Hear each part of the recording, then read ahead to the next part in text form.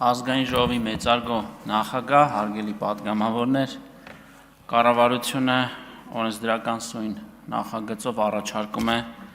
մի քանի լրացումներ կատարել տեսալսողական մեդիայի մասին օրենքում,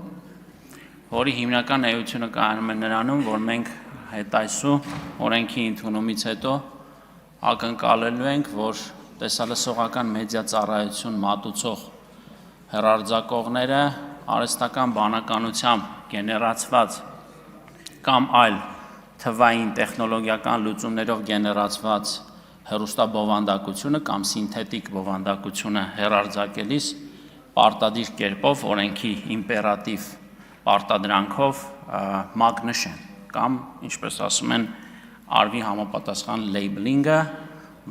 որում տվյալ բովանդակության վրա հստակ կերպով տեսանելի կլինի, որ այդ նյութը արհեստական բանականության գործիքակազմով է գեներացված։ Խնդրում եմ կողմ քվեարկել նախագծին։ Հավանիչ տեսանյութը և բաժանորդագրվիչ նորությունները բաց չթողնելու համար։